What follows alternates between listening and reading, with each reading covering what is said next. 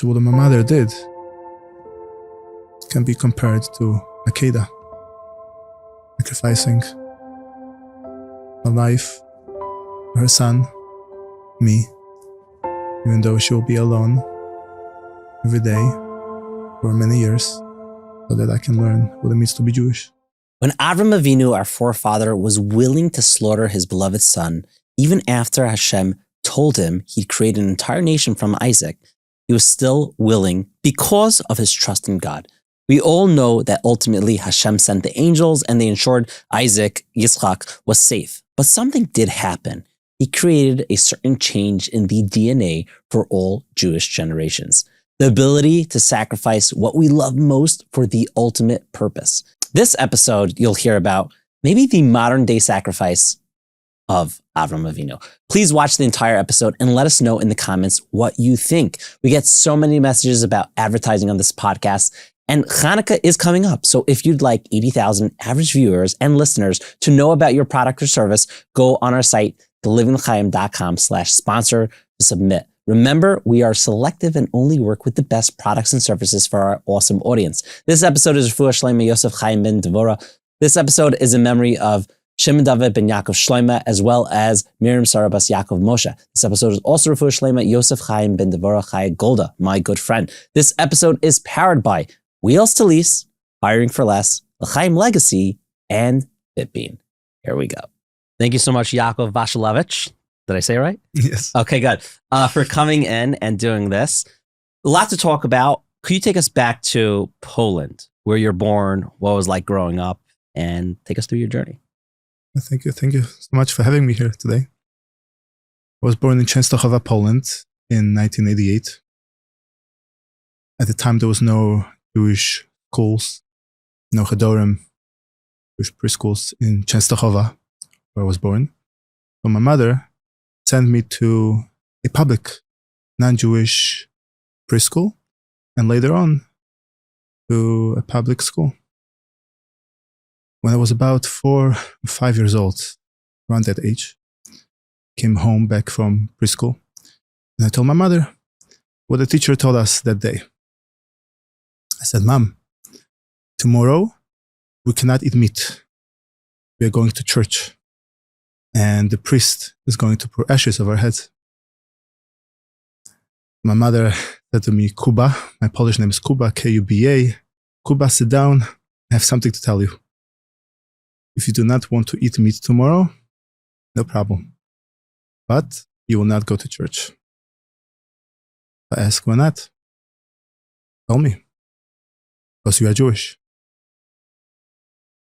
So from that moment on, I knew that I'm Jewish, but I didn't know what it means to be Jewish. I wanted to learn. But there was no rabbi, there was no Jewish school in Częstochowa. The only source for my Jewish education was my mother, who was the daughter of 2 Holocaust survivors. My grandmother was from Opoczno, near Lodz, and she was in the Lodz ghetto. And in 1944, she was sent by the last transportation from Lodz ghetto to Częstochowa Hasag labor camp, where she was making the ammunition for the Nazis. And my grandfather was from Częstochowa. He was in the big ghetto, small ghetto, and in the Hasag labor camp as well. And they both were married before the war to different spouses, and they had children born already before the war. But during the war, they lost their spouses, their children. And my grandparents survived, were liberated by the Russians in January 1945. They got married, the war, and a year later, had a daughter, my mother.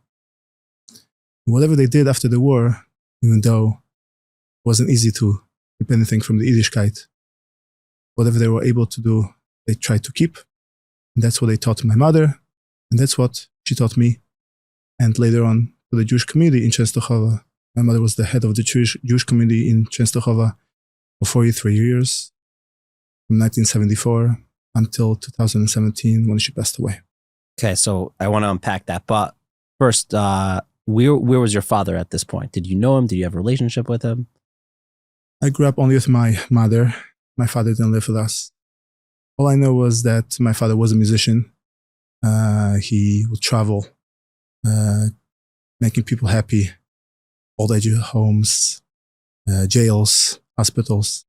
Unfortunately, he wasn't in my life. Mhm. Did you ever meet him? I met him when I was very little, Mm. but unfortunately, it wasn't around for too long. So when your mother told you that you were Jewish, at that point, did you know what a Jew was? No, I didn't, and I wanted to learn. But again, like I said, there was no rabbi, there was no Jewish school in Częstochowa. So my mother was the only source for my Jewish education, but the second source for my Jewish education was Lauder, summer and winter camp.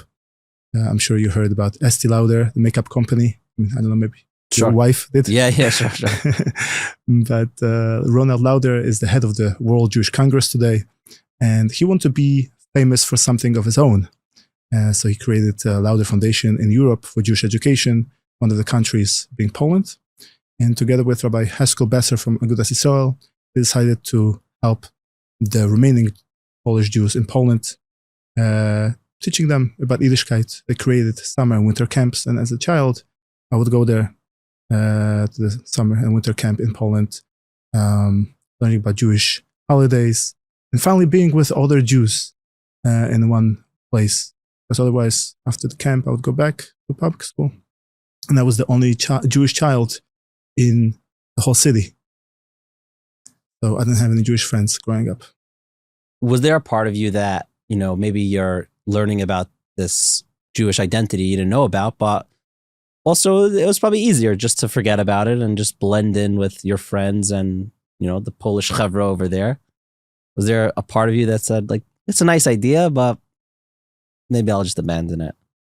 Very good question. I mean, something inside was telling me, no, I want to know. I want to know what it means to be Jewish. Actually, my mother told me that I'm Jewish, but she said, don't tell anyone. But of course, what does a child do when it's told to keep a secret? Told a friend in my class. And the next day, a lot of the kids in my class were calling me a dirty Jew and not nice things. So that taught me to not tell anyone that I'm Jewish. I knew I'm Jewish. I didn't know what it means. And I knew that I have to keep this as a secret. It's crazy that, in the 80s, there's so much anti-Semitism still going on in Poland. Germany, you don't have that as much because I feel more guilt, but Poland just feels a lot of guilt also. It's kind of interesting that there. You should know there's a lot of good people also. So it's not just bad. I met a lot of good people in Poland that want to learn about Judaism. And actually, there was one friend in school that when I was bullied that I was Jewish, he stood up and he said, leave him alone. Even though the guy said, what do you mean? He's Jewish. He's a Jew. I said, so what? Leave him alone. That was nice. Remember that? Now everyone is bad in Poland. There are good people in Poland also. So at what point did you realize that you wanted to explore more of your Judaism, I guess, outside of Poland, because there didn't seem like there's much there besides the camps? When I was about 12 years old, my mother wanted me to have a bar mitzvah. She knew that a Jewish boy, when he turns 13, he becomes a bar mitzvah. So she called Rabbi Shudrich, who is the chief rabbi of Poland today. But back then he was the rabbi of two big cities in Poland, Warsaw and Lodz. And he asked him, said, my son from the Jewish camp, Lauder camp in Poland, can you prepare him for bar mitzvah? I said, sure. But does he have a bris? Mother said, no. There was no more living in Poland. My mother wasn't thinking about this when I was born. So he said the truth. No, he was not circumcised. So he said, he has to have a bris first. He called famous Moel from Muncie, New York, Rabbi Fisher, who goes around the world and gives brisim to older people. And he told him that there is a boy, 12 years old, from Częstochowa. Can you come to Warsaw and he gave him a bris. And he asked us to come to Warsaw. Came by train, 3 hours. When we got there, we were told that Rabbi Fisher's plane, something happened to it. He didn't make it. He didn't come. We were told to go back to our city. A few weeks later, we get a phone call from Rabbi Shudrich. Come again. Come back. This time for sure, Rabbi Fisher will come. Come back. So we came. But this time, before we entered the synagogue in Warsaw, the Nozick synagogue, where the bris was going to take place, we stopped in the Yiddish theater. We used to be there to eat something. And my mother saw her friend there. Recognized her. She knew that we are not from Warsaw. She was surprised to see us there. Said, what are you doing here? My mother told her, my son is going to have a bris. He took me on the side. Don't do it. What are you doing? Don't do that. Had to scare me. But I am a Jewish boy. A Jewish boy has to have a bris. I want to have it. With that, we went to the synagogue. We met Rabbi Fisher there, Rabbi Shudrich. And before we entered the room there where my bris was going to take place, Rabbi Shudrich wanted to talk to me for a minute before the bris. And said to me, I just want to let you know, don't be nervous. When I had a bris, couldn't walk for a year. It's because he was 8 days old. Right. But with that, I went to bris. That minute, Hasidim from nowhere entered the synagogue. And they saw there's something happening in the room, the end of the synagogue. And they saw it's a bris. It's not a bris of a baby. And one of the Hasidim saw that my father wasn't there. So he asked if he can be a sandek. So usually sandek holds the baby, but he couldn't hold me. He held my head. Mm-hmm. And I had my bris. And after the bris, I don't know how I did that. I was dancing with them in a circle.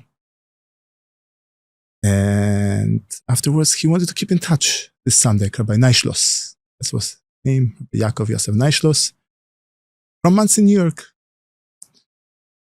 He took my address, my phone number.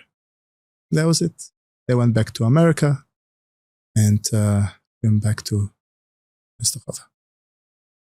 A week later, we get a phone call from Rabbi Neishlos that he made a big Suda meal in honor of the bris. He became the sandek.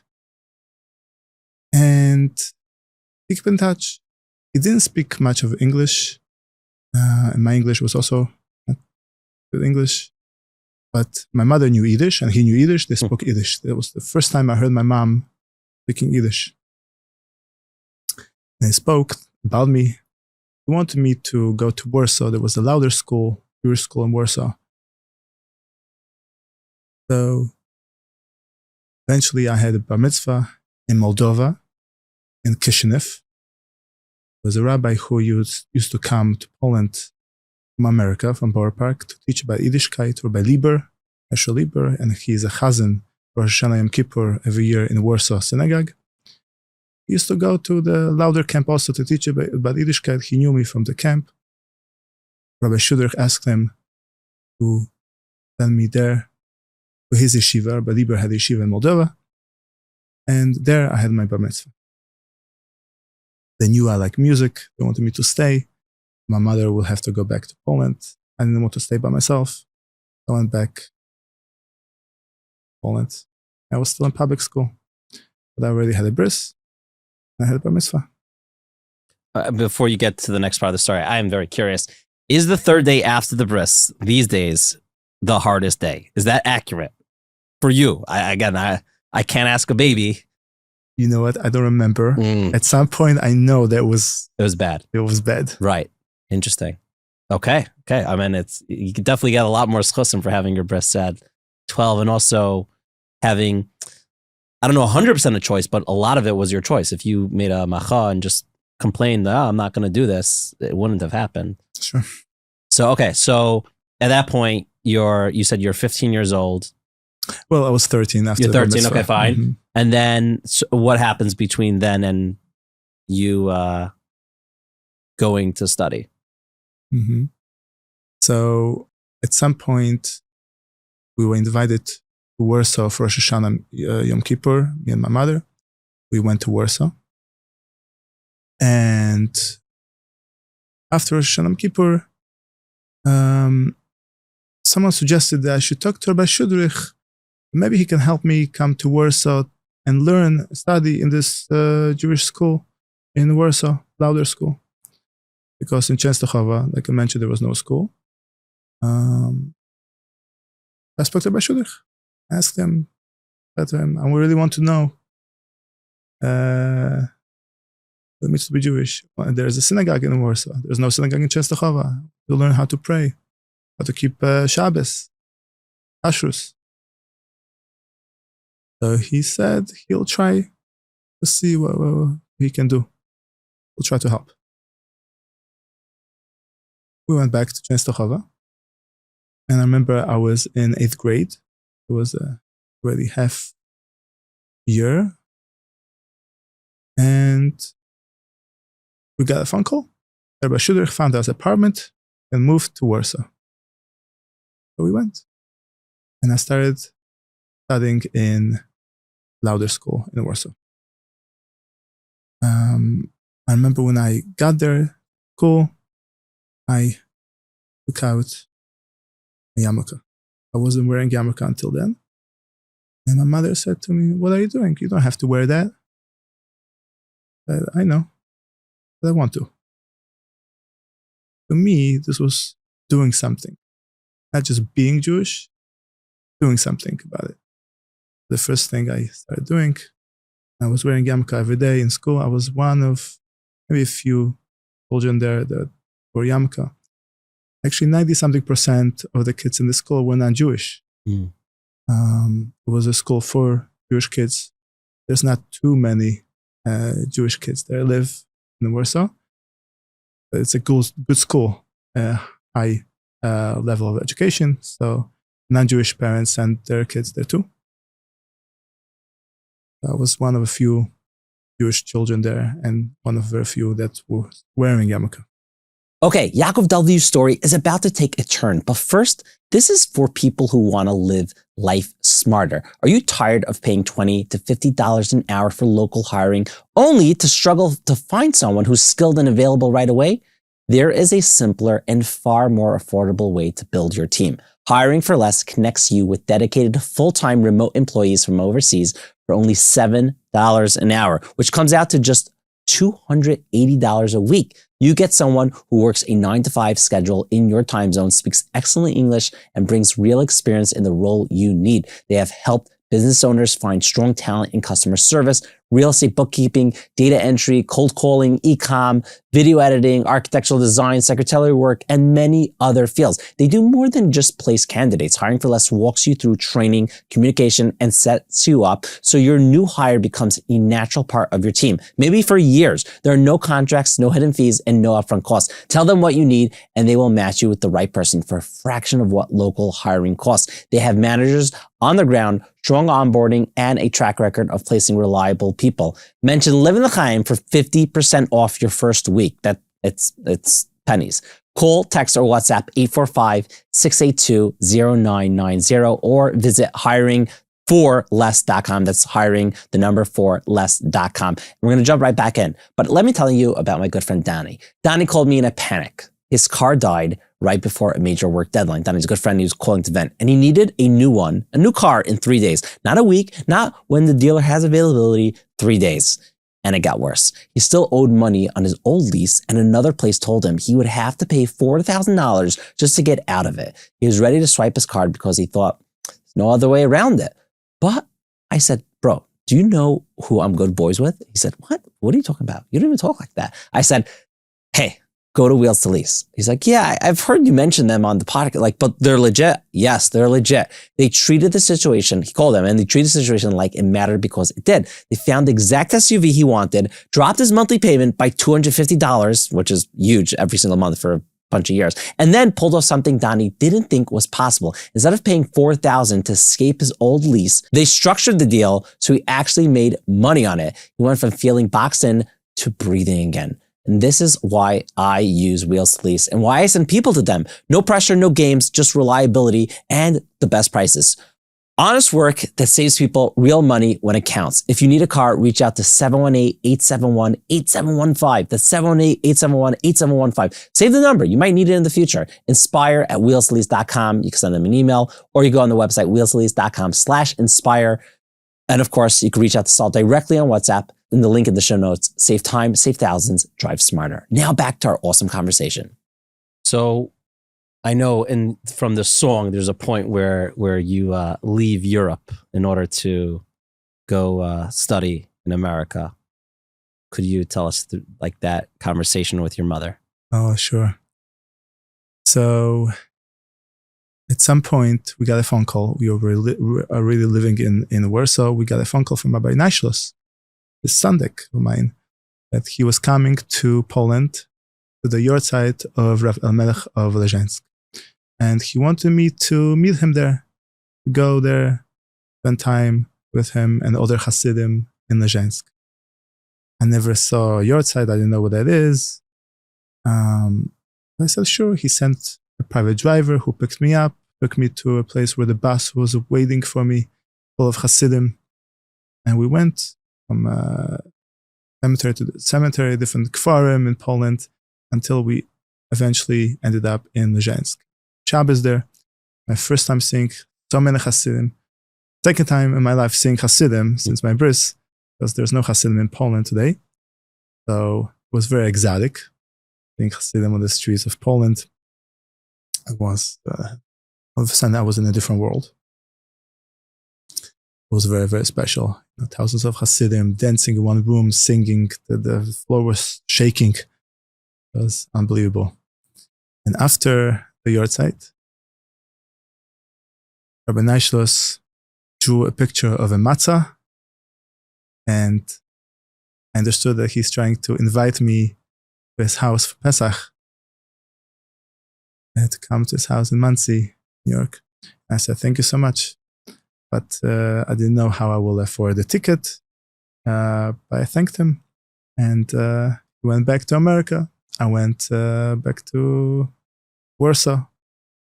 And that was it. A few weeks before Pesach, I got a phone call from Rabbi Shudrich. He got a ticket for me to go to America to visit Rabbi Nashlos, the Sandek, and spend Pesach with him in his house.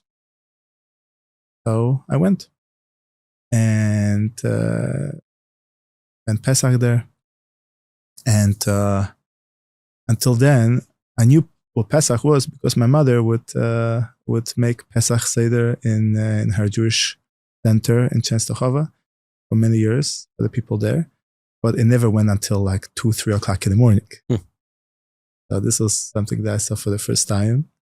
And it was beautiful. And after Pesach, I went to visit Rabbi Herschel Lieber, my rabbi, whom I knew from the Lauder camp in Poland. And I said to him, I'm in Lauder school in Warsaw. And there's no Jewish high school in Poland.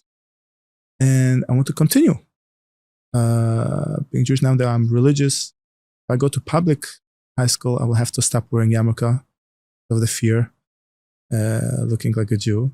And I will have to stop being religious. It will not be easy.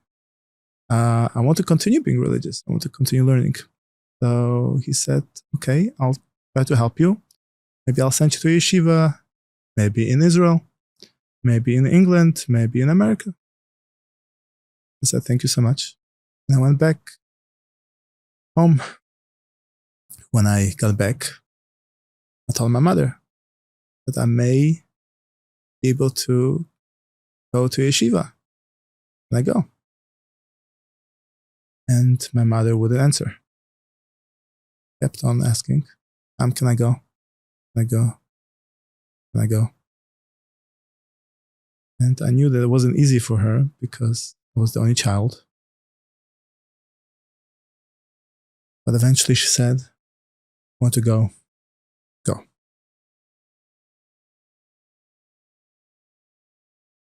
All kids in my class were applying for different high schools in Warsaw, and I didn't apply anywhere because I believed that Rabbi Lieber will find a yeshiva for me. And that's what happened. A few weeks before summer, I had a phone call again from Rabbi Shudrich that he spoke to Rabbi Lieber, and he sent me a ticket, come to America, and go to yeshiva. That's what I did. Came to America. What was, at that point, after your mother said yes, what did it get easier for her, or did she live with that, again, just the reality of her only child leaving, and for something that, I'm sure she found very special, but did it get easier with time or harder? It wasn't easy for her, and it wasn't easy for me, but my mother knew that it was good for me. It was something that she couldn't give me because she didn't know much from her parents growing up in Poland under communism. So by going to the Lauder summer and winter camps in Poland, she wanted me to learn about Yiddishkeit there. And when she saw this wasn't enough for me, she knew that coming to America and going to yeshiva, even though it will be all alone in Poland, she knew this will be good for me. She was happy about it. So it wasn't easy. What year was this that you went to America? It was 2004. 2004. Mm-hmm. And from then throughout, did she come to visit? Did you go back often or not so often? How did it work? So when I came to America, the yeshiva that my Rabbi Lieber found me was a Bobov yeshiva, Hasidic yeshiva in Borough Park. So it was very different from what I was used to. But after a few months learning there, studying there with Rabbi Shulam Kessler, as a chavrusa, very chashiv rabbi there, studying with me one-on-one. We actually had a deal. He said that if I teach him Polish, he will teach me Yiddish. I think I'll learn more Yiddish than he learned Polish. He was really interested in teaching me Yiddish. But after a few months, Rabbi Lieber saw that it wasn't really a yeshiva for me, a place for me. And he heard about smaller yeshiva in Baltimore, Ateres Yeshiva. The guys were learning Gemara and afternoon learning how to be an electrician, a builder. But also, it wasn't a place for me. I was there only for a month.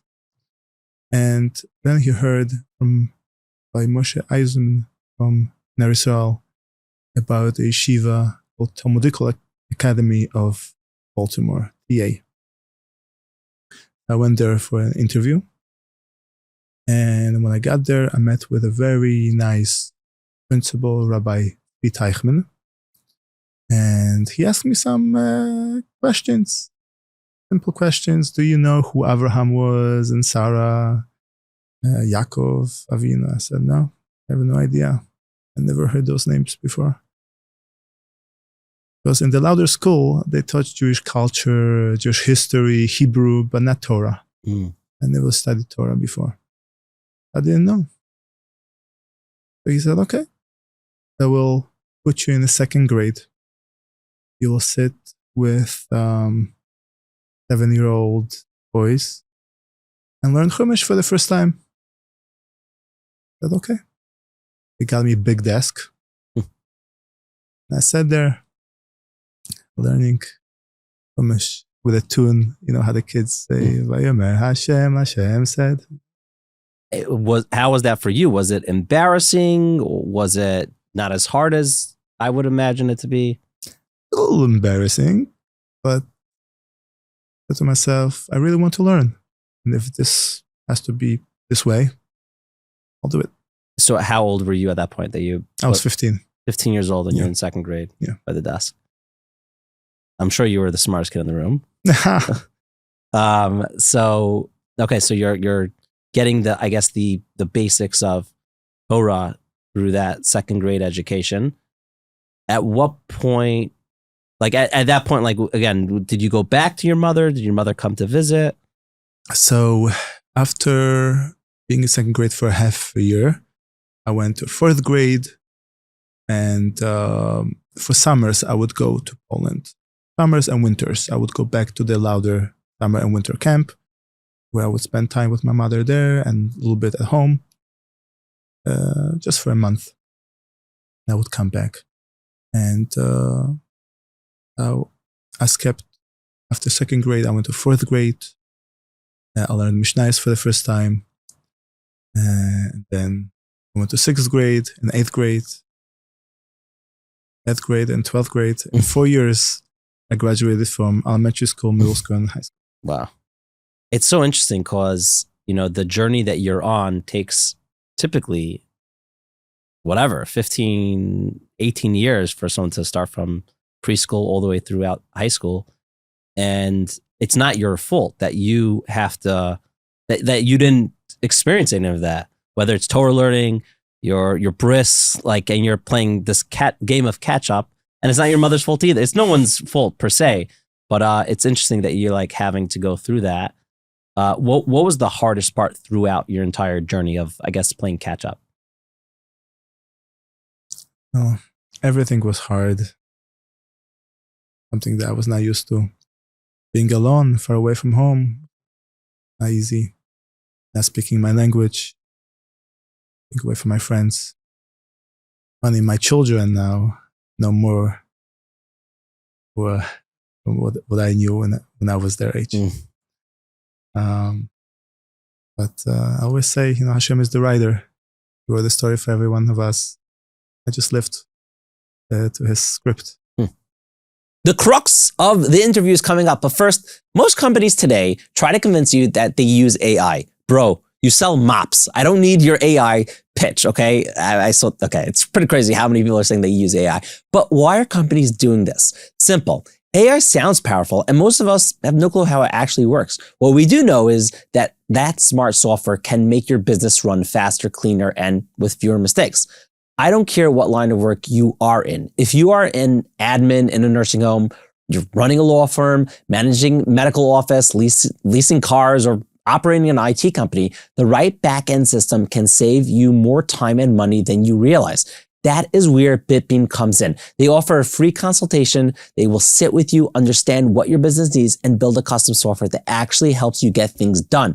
They are the biggest in the frum world, and they're pretty out there in the world at large. And they have more experience in the field that you're in than you probably realize. Reach out today, go to bitbean.com and legitimately upscale your business. Now, imagine if you could truly know your great-grandfather. The one who was killed in the Holocaust. You might know he was a baker, he was a very honest, emistic person, and maybe you heard one or two stories from your grandmother. But what if you could actually watch him speak for an hour about his life? What if you could hear his voice, see his expressions, and listen to him share his memories? That would feel like magic. We can't travel through time yet. Hashem didn't make that technology yet. But we can sit down with you, your parents, or your grandparents for 1 to 2 hours and help preserve life, memories, stories, and legacy. With our L'chaim Legacy experience, you can create a video that will last for generations. Book soon because slots are filling up. Visit l'chaimlegacy.com and reach out. It might be the best Hanukkah gift you ever give your parents, the gift of legacy. Now back to this week's episode. Well, the part of you being away from your mother, did you feel, again, and not that it's your fault, but did you feel responsible for the fact that you're in yeshiva here or whatever, in America studying, and then your mother is alone? Did you feel guilt? I did. Especially after my mom passed away. I felt guilty that I didn't spend more time with her. But I felt also that that's what my mother really wanted. So. How old was your mother when she passed away? My mother was 70. 70. Yes. And did you see it coming? Did it happen suddenly? It happened suddenly. Mm-hmm. I didn't know about it. And then you shortly after met your wife. Well, let's go back a little bit. Sure. Sorry. I graduated from TA, and at the graduation, I invited my mother to come to the graduation. And at the graduation, I spoke. And I actually asked Mechila, I'm sorry to everyone there, but I would like to speak first in Polish to my mother because she doesn't know English. And I decided to thank my mother for what she did, for sending me away to learn Torah. Thank you, Mom. And then I translated it to English. Everyone can understand what I said. And everyone was crying, of course. And my mother was crying also. And then I wanted to continue learning Torah. It was only 4 years that I got in TA. I wanted to continue learning. So I heard about yeshiva in Far Rockaway, Shor Yoshuv. Oh. And I went there. I was there for 9 years. And I loved it. I met so many wonderful rebbeim and friends. I think you were there too. Yeah. I was there not for 9 years. I was there for one of those 9 years. Yeah. Good times. Good place. And after 9 years, my I-20 student visa was ending. And that means that because I was on a student visa, I had to find myself a different school. If I wanted to stay in America, I had to find a different school to be on a student visa. And that year, 2017, my mom passed away. So because I was not a citizen, I didn't have a green card, I couldn't work legally in America, dating wasn't going so well. Because once I told the girl that, really I cannot work legally, that was it. So it was hard to find my Eshes Chayil. And after my mom passed away, I said, I'm not going back to Poland. I decided to make Aliyah to Eretz Israel. And so I applied to Nefesh B'Nefesh. And they asked me some questions. They needed a proof that I'm really Jewish. So I got letters from everyone that I knew. You're like, I remember my bris. Yeah. More than 99% of everyone else. They still need proof for some reason. Mm-hmm. And they asked me if I have a picture of my grandfather during the war. Ridiculous question. I was actually going to tell them that, no, my grandfather didn't take a selfie during the war. I didn't have a picture of my grandfather during the war.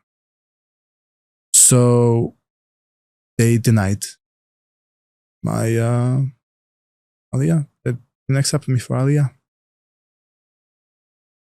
It didn't make sense. What's going on? A week later, I was hired to play.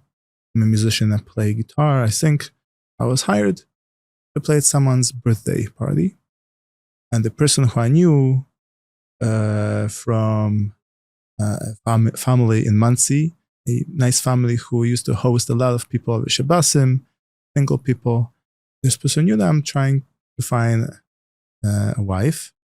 And she invited me to her birthday party because we will have a lot of friends that are single. And she has someone that she wants me to meet.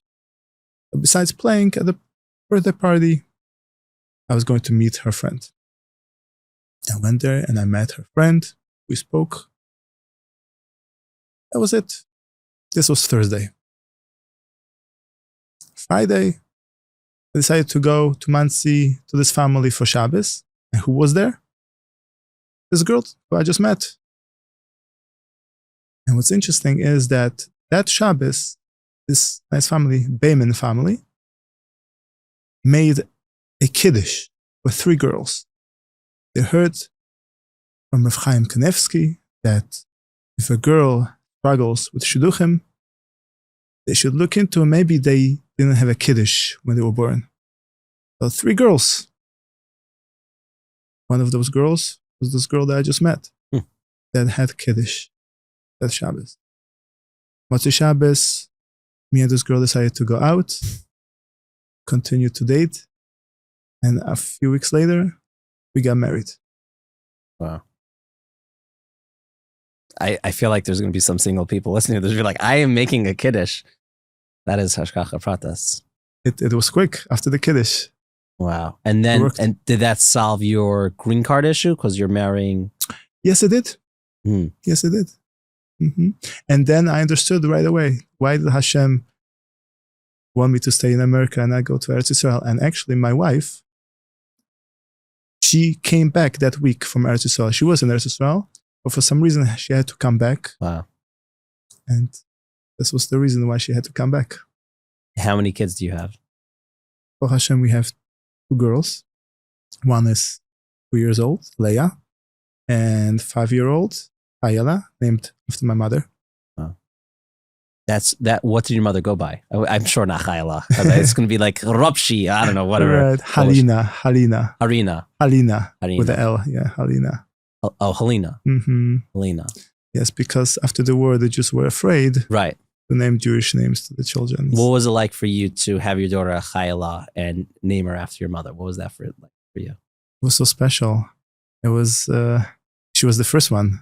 So of course, and it brings us nachas.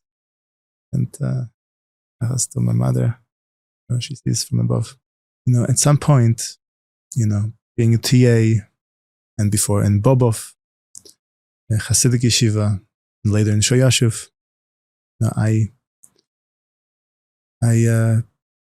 try to figure out who am I, trying to fit. And, I knew that I'm not Bobov Chassid.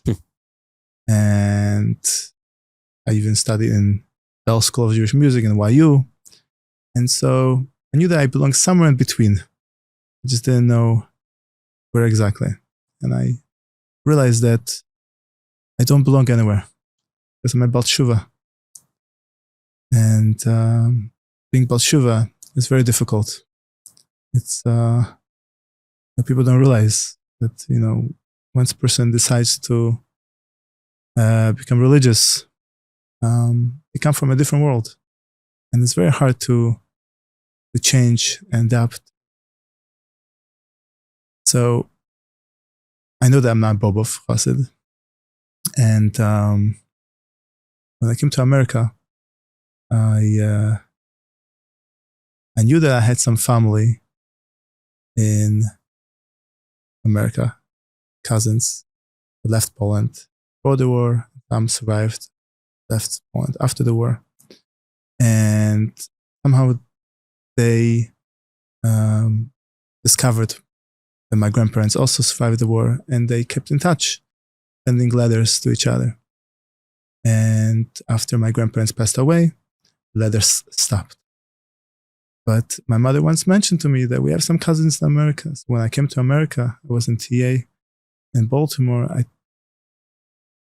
told my mother, I want to find those cousins. And so my mother said, okay, when I find the address, I'll give it to you. And one day, she found an old letter with the address in New Haven, Connecticut. Connecticut, yeah. And gave me the address, and I decided to write a letter there. And I said, my name is Yaakov, I'm your cousin, I'm from Poland, I live here now in Baltimore, I would love to keep in touch. And the letter, a few days later, the letter came back. Meant that no one lives there anymore. I tried. This was 2008. For the summer, I went to Camp Maganav, and I worked as a maintenance there. And one night there was a trip being organized in the camp, going to, I think, Six Flags or somewhere, water park. And they announced on a speaker that the person who is in charge of signing up people that are interested in going to the trip is Rabbi Yosef Zakutinsky.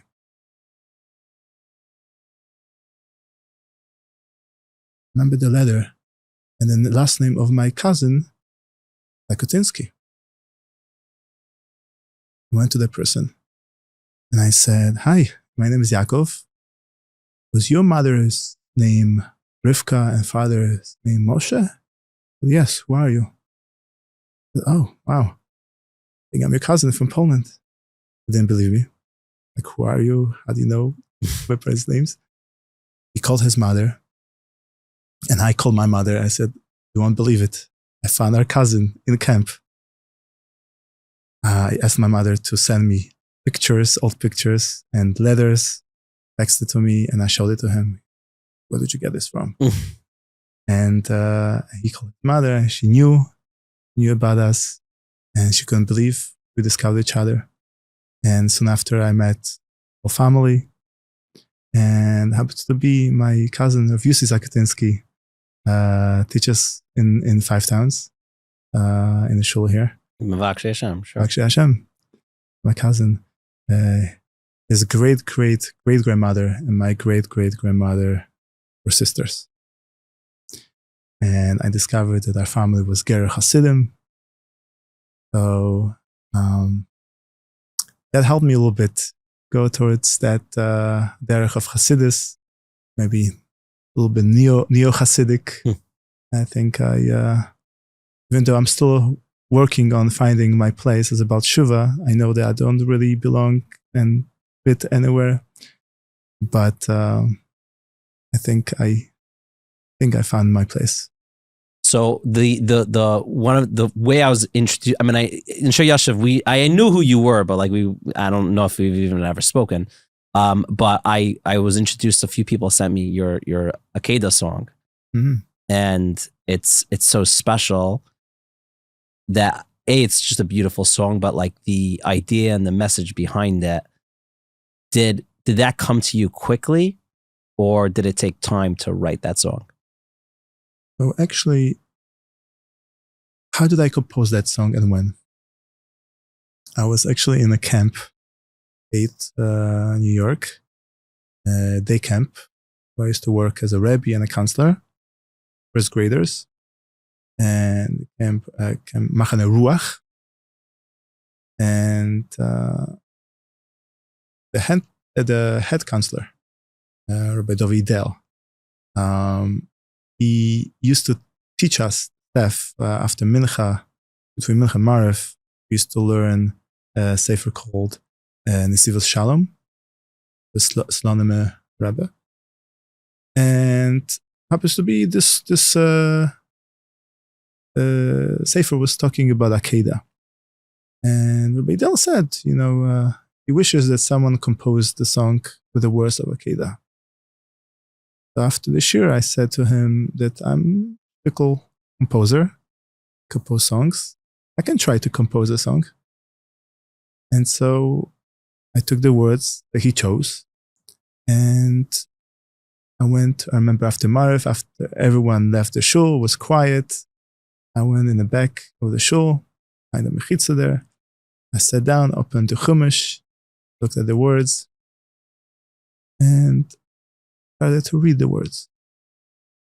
After reading the words and connecting to the words a few times, a melody started coming out. And I decided to record it. And the recorder recorded it.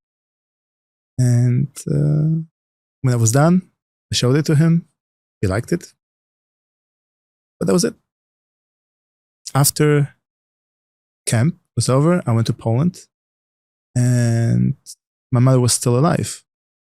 And I remember I was in the Lauder camp, summer camp in Poland, and I decided by the fire, it was one evening by the fire, we're singing songs.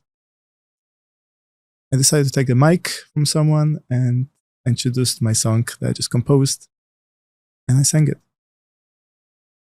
And after I was done, I saw my mother crying, and she told me she really liked the song. When my mom passed away, years later,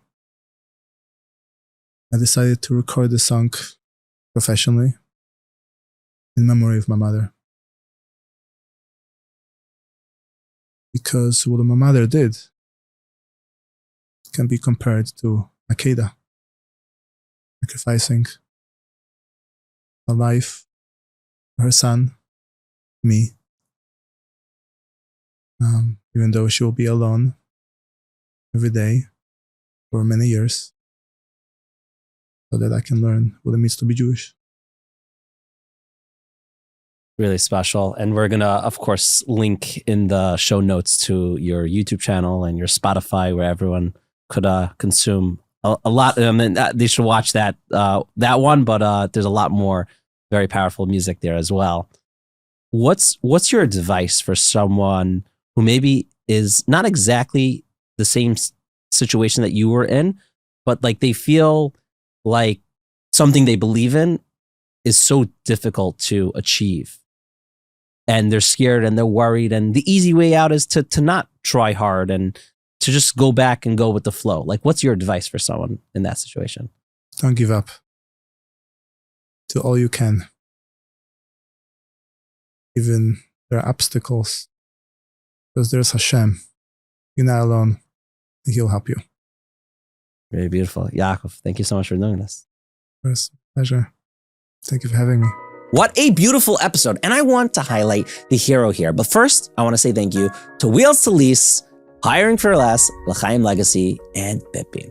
Please let us know you watched the full episode and drop the word holy in the comments. And for those who want to contact Yaakov, besides for being a musician, composer, singer, playing music and singing at all events, Yaakov also speaks in public, sharing his story, and there's a lot more to uncover. So if someone wants to hire him, come speak in a yeshiva or shul, they can contact him, and he's very well priced. Also, he does translations from Polish and English and vice versa to old letters, certificates, and etc. He does genealogy research for people that have a Polish background. You can reach out to him at yakov.w.music@gmail.com. We will link that in the show notes. Now, Yaakov's mother is the hero because she sent her son to a faraway place so he could live the life she knew was best for him. It was an unthinkable sacrifice for a parent, yet she did it with clarity and faith.